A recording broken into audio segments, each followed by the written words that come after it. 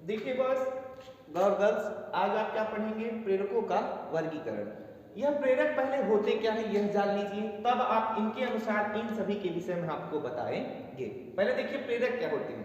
आपको पिछले अध्याय में बताए थे, हम पिछले कुछ समय बताए थे कि प्रेरक, आवश्यकता, उद्दीपन और चालक, यानी प्रेरणा के कितने स्रोत होते हैं। बताए थे ना कि प्रेरणा के 4 स्रोत होते हैं। जैसे पहला है प्रेरक, दूसरा उद्दीपन, तीसरा आवश्यकताएं और चौथा चालक। यह 4 बताए थे। अब इसके आगे देखिए है कि प्रेरकों का वर्गीकरण। यह प्रेरकों का वर्गीकरण क्या होता है? जैसे मनुष्य के जो सभी कार्य होते हैं, मनुष्य के जो सभी कार्य होते हैं, व्यवहार होते हैं, व्यवहार, मल मूत्र आदि चीजें जो होती हैं, जैसे स्वाभाविक और अर्जित प्रेरकों द्वारा जो प्रवृत्तियां होती हैं वह प्रायः विद्यमान होती है। वह किसके अंदर विद्यमान होती हैं? मनुष्य के अंदर हमेशा विद्यमान होती हैं। इसलिए हम मानते हैं, और यही व्यवहार को हमें परिवर्तित करने की प्रेरणा भी देता है। इसलिए हम मानते हैं कि मनोवैज्ञानिकों द्वारा प्रेरकों के संबंध में कुछ ऐसी बातें बताई जाती हैं कि जो मनुष्य होते हैं उनकी जो स्थिति होती है वह प्रायः मानसिक स्थिति या अभिप्रेरणा के अंतर्गत होती रहती है। जैसे सपोज दैट हम यह भी मानते हैं कि प्रेरणा एक स्थिति को पैदा करती है, और स्थिति के अनुसार ही क्या होता है कि प्रेरकों के वर्गीकरण को हम निम्नलिखित तरीके से क्या करते हैं? वर्गीकृत करते हैं। इन्हीं प्रेरकों के वर्गीकरण में पहले आता है, जैसे सपोज दैट, पहले देखिए सुनिए, पहले देखिए आता है कि कितने मनोवैज्ञानिकों ने प्रेरकों का वर्गीकरण किया है। तो आपके कोर्स के अनुसार जो आपके 12th के कोर्स में दिया है वह यह दिया है कि प्रेरकों का वर्गीकरण क्या है कि 3 मनोवैज्ञानिकों के अनुसार हम मानते हैं। पहला है कि थॉमसन के अनुसार, दूसरा है गैरेट के अनुसार और तीसरा है मास्लो के अनुसार। अब देखिए इन तीनों मनोवैज्ञानिकों ने अपने अलग अलग प्रेरकों के अनुसार, अलग अलग वर्गीकरण के अनुसार अलग अलग प्रजातियां प्रेरकों की बताई है। जैसे थॉमसन महोदय ने बताया है कि प्रेरक क्या होते हैं कि प्रायः 2 प्रकार के होते हैं। पहला कौन से? जैसे स्वाभाविक प्रेरक और दूसरा कृत्रिम प्रेरक। ठीक इसी तरह से गैरेट महोदय ने भी बताया है कि प्रेरक प्रायः 3 प्रकार के होते हैं। जैसे पहला आता है जैविक प्रेरक, दूसरा मनोवैज्ञानिक प्रेरक और तीसरा क्या होता है? सामाजिक प्रेरक। ठीक इसी तरह से मास्लो महोदय ने भी बताया है कि प्रेरक प्रायः कितने प्रकार के होते हैं? प्रेरक भी 2 प्रकार के होते हैं। मास्लो महोदय के द्वारा उन्होंने बताया था कि जन्मजात प्रेरक और अर्जित प्रेरक। अब देखिए कि इन प्रेरकों की अलग अलग प्रवृत्तियां क्या होती हैं। इतने प्रेरकों के विषय में आप लोगों ने समझ लिया। जैसे पहला आता है कि स्वाभाविक प्रेरक। स्वाभाविक प्रेरक क्या होता है और कृत्रिम प्रेरक क्या होता है? ठीक देखिए, यह स्वाभाविक प्रेरक और यह कृत्रिम प्रेरक, यह आपके कोर्स में नहीं है। यह आपको यह चीजें नहीं पढ़नी है। ठीक यानी आपके जो कोर्स में आएगा वो थॉमसन का नहीं आएगा और गैरेट का नहीं आएगा। ठीक जो पूछेगा वह मास्लो का पूछेगा। आपको इस मास्लो के प्रयोग को पढ़ना है। जैसे पहला है कि जन्मजात प्रेरक और दूसरा है अर्जित प्रेरक। आपको इसको पढ़ना है, इन दोनों को। देखिए जन्मजात प्रेरक क्या होते हैं? यह ऐसे प्रेरक होते हैं, ये अभिप्रेरक प्राणी में जन्म से ही पाए जाते हैं। इन अभिप्रेरकों के अभाव में प्राणी का जीवित रहना असंभव है। इसलिए हम मानते हैं जैसे प्राथमिक प्रेरक, जैविकीय प्रेरक, या फिर कहा जाए तो प्राथमिक प्रेरकों में जैसे जन्मजात प्रेरक में जैसे भूख लगना। ठीक देखिए यहाँ लिख भी दे रहे हैं, आप लोग समझ लीजिएगा। भूख लगना, प्यास,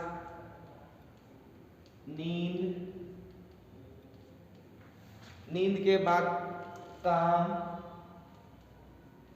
क्रोध,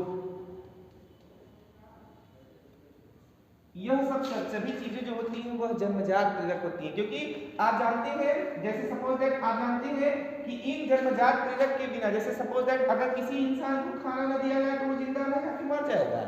मर जाएगा ना। इसी तरह से भूख भी क्या हो,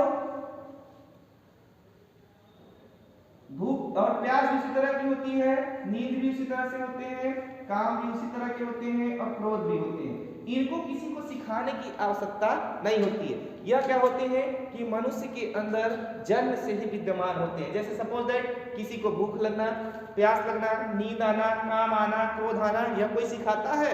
नहीं, इसे कोई सिखाता नहीं है। ये पहले से मनुष्य के अंदर विद्यमान होते हैं। सिर्फ मनुष्य का जो मस्तिष्क होता है वह क्या करता है, इनको जैसे हमें भूख लग जाए, ठीक है, अगर मानते हैं कि हमें भूख लग गई तो हम क्या करेंगे, जैसे हमें भूख लग गई तो हम क्या करते हैं, हमें अंदर समझ में आता है ना कि हमें भूख लगी, हमें खाना है या फिर हमें पीना है या फिर हमें सोना है या फिर हमें काम करना है। तो इसी तरह से यह प्रेरक होते हैं। यह चीजें किसी को सिखाई जाती है, क्या आप लोगों को सिखाई जाती है कि क्या कहते हैं कि आज हमें भूख लगी है, चलिए हमको खाना दीजिए, ऐसा नहीं है ना। तो इसलिए क्या होते हैं, यह जो प्रेरक होते हैं प्राय इसी प्रकार के होते हैं। यह जन्म से मनुष्य के अंदर विद्यमान होते हैं। इन प्रेरकों की जो शक्ति होती है वह भी इसी प्रकार की होती है, इसलिए हम जन्मजात प्रेरक के अंतर्गत रखते हैं। अब आगे आता है दूसरा अर्जित प्रेरक। यह अर्जित प्रेरक क्या होते हैं, वो है अर्जित प्रेरक, जैसे वो है, देखिए अर्जित प्रेरक को आप क्या कहते हैं, जैसे ये अभिप्रेरक जिन्हें व्यक्ति शिक्षा या वातावरण के संपर्क में आकर के प्राप्त करता है। इस प्रकार के अभिप्रेरक जन्मजात न होकर के सीखे हुए होते हैं। इस प्रकार के जो प्रेरक जन्मजात न होकर के सीखे हुए होते हैं, इन्हें व्यक्ति दूसरों से, चाहे विद्यालय में चाहे दूसरे के संपर्क में, किसी के भी संपर्क में आकर के अर्जित प्रेरकों को क्या करते हैं, ग्रहण करते हैं। इसलिए इसे हम अर्जित प्रेरक मानते हैं।